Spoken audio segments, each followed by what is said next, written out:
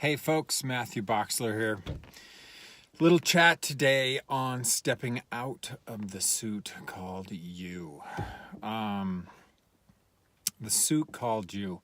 How many years have you spent with all of this niggling priority in the background to always have to fit in or connect or serve or receive all the systems and, culturally correct things around you?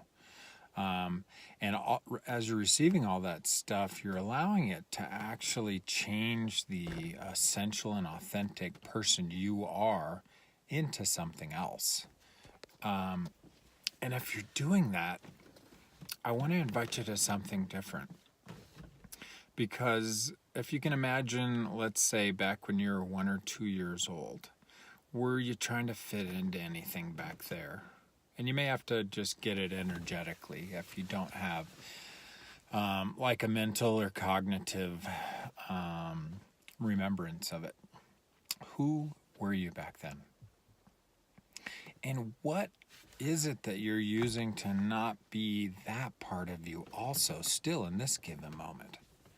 And what would your life be like if you were to drop this suit that has become this thing called you, like become this thing called Matt Boxler? If you just dropped it, what shows up in your world that's brand new? And I know it may seem like a daunting thing to even ask because you're just like, what are you talking about? I'm me. I'm always being me. I'm the best me. And although part of that surely is true, if you're one of those people that's always seeking more, then whoever you are in this moment, can there always be a better you in the next moment, a bigger you, and a more expansive you? So, I don't know, a lot of the people I'm working with are talking about the intensity of their lives, their relationships, the economy, their country. And if you acknowledge all those things as they're not you, and you were to just imagine just allowing your extra coat of skin to just drop and let it fall to the ground. What is it that you would become aware of about you? Is there this kindness and caring and creatively intelligent and exceptional being that you are that's been covered up by a lot of this reality? And if there is, man, what tools, there's so many of them, are readily available and just waiting for you to choose them out there so you can change this.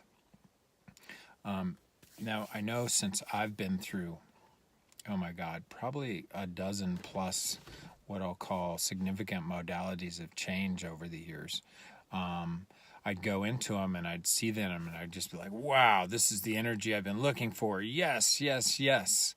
And I'd choose it and it'd last for a little while, and then I'd either do one of two things. I'd either continue to keep choosing it and choosing it and choosing it, hoping that it would give me, this energy that I know is possible in our world, where everything's got a sense of ease and joy to it. Or I'd immediately catch on, follow the energy, and just drop it like a hot rock. So if you find that same dynamic goes on in your life, I want to invite you again to the possibility of this. And it starts with a question. Just asking yourself, just for fun, not taking any of the external circumstances of this reality into, a place inside yourself where they're important. Just ask you and say, is there a suit I'm using that I'm calling me? And you'll just get an energetic read on it. I don't think most people want to understand this, but everybody on planet Earth is psychic. But how many people want to know that they can sense thoughts, feelings, and emotions? And that's the Webster's Dictionary of Psychic. It's not the foo-foo sort of, thing that our parents probably drove us away from even entertaining, being aware of all the, what we'll call weird stuff. It's much simpler. So how aware are you? Hi, everybody. How aware are you of other people's thoughts and feelings and emotions? And if you are, and you acknowledge it, there's a different possibility that's available. You can immediately, by acknowledging it, you'll start with practicing commitment to know that something else is possible, like having clarity around what's yours and what belongs to other people. How cool would that be? And as you start to receive more and more of this awareness of what's yours and what's not, you'll be able to have this perceiving and perception of the suit that you've called you, and know if it's been created from things outside of you or it's like truly the expression of you. If you're a woman and you're from, let's say, a Latin country, how many of the points of view of the Latin country you grew up in, the telenovela thing is a big piece of that, are you embodying and wearing as the suit called you? And if you just drop that for a second, allow the vulnerability and presence that you are to come through, and just don't worry about all the judgments that may come up with it. What do you know? What surfaces for you in your awareness? Now, I'm talking about awareness a lot in this call. Awareness is just where you know what you know. It happens before the gears up top even start to spin. It's super easy. So another thing that's being spoken about is something called a ghillie suit.